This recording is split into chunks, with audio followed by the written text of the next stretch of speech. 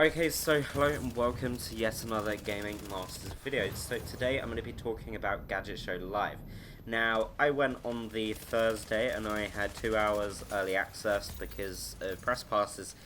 So I had the content that was displayed in a fairly empty hall, so I got to have some actual hands-on with stuff and have a lot of cool interviews and I actually got to see the show in detail today, so I thought I should provide my opinions. Now, the show is distinctly smaller than it was a few years ago. I think the main reason why is because main sponsors like Microsoft, Sony, EA, Ubisoft for the gaming division have all dropped out. For the computers, Asus don't go anymore, Razer don't go anymore, and it was distinctly smaller, and it seems to be very much commercialized. The main reasoning behind this is because a few years ago, Gadget Show went through a revamp to Gadget Show World Tour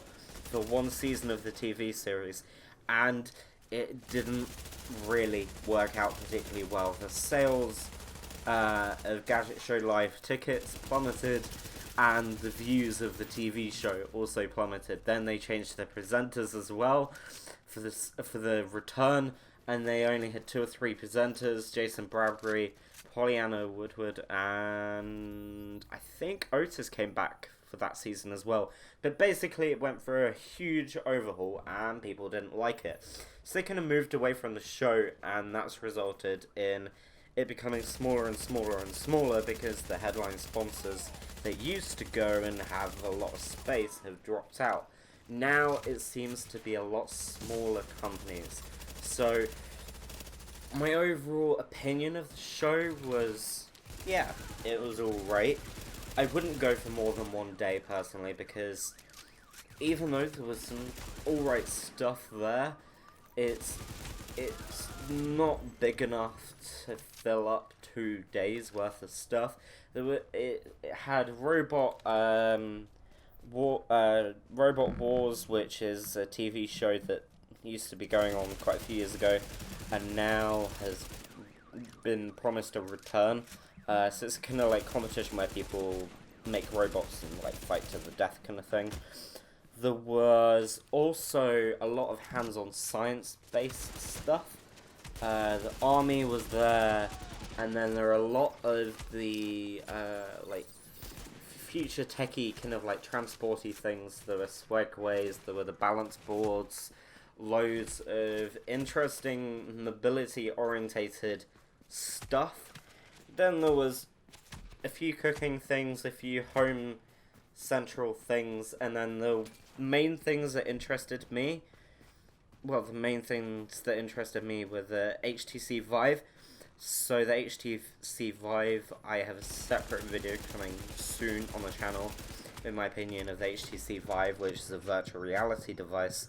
I then also found the Super Theatre show interesting. It wasn't as good as a few years ago yet again, and it was empty pretty much. They used to sell out of everything every year, repeatedly, every day.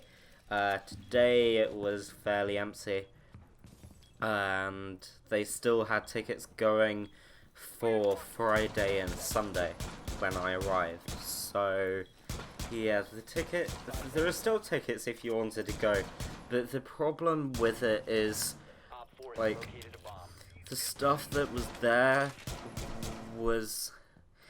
wasn't interesting enough to make me want to go for a second day.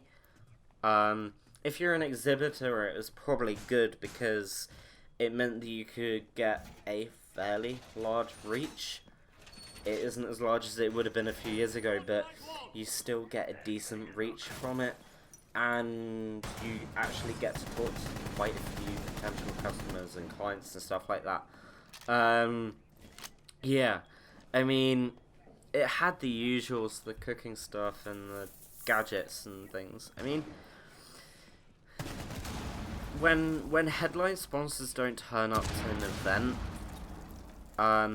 I find it for example, I had a similar situation with Insomnia this past weekend. Like, I turned up to Insomnia, I was disappointed because, yet again, it was commercialized, and the big sponsors and stuff like that either had nothing new that hadn't been released yet, or had very, very, very small stuff. Like, it was a separate video, but Insomnia, you had a small Xbox booth and a small PlayStation booth, and Insomnia's smaller than Gadget Show Live.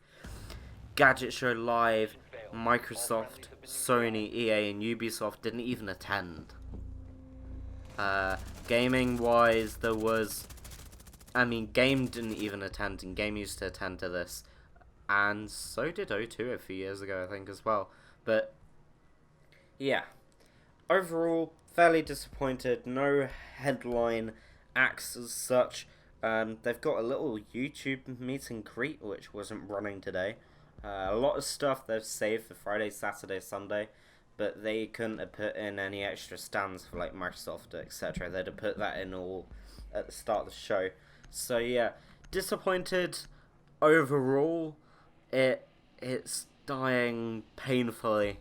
There wasn't a Microsoft stand anywhere. Like, Microsoft used to be one of the entering stands with all of their Surface devices, their Windows information and products and Xbox and game and stuff like that. It was really good a few years ago. I wouldn't say it's worth going to this year. I doubt next year that it would be worth going to either, unless the views for the TV show pick up. I wouldn't book tickets for next year in advance until they've revealed what's going, kind of thing. I mean, if you're a big fan of the Gadget Show, you want to go and try out some of the latest tech, but not all of the latest tech, and you want to see the presenters and stuff like that, yeah, sure, go ahead, but it's not as good as it used to be a few years ago. Anyway, that was my opinion of Gadget Show Live 2016. I hope you enjoyed the video. Don't forget to like, follow, and of course, as always, subscribe. It's very much appreciated, and I shall see you soon.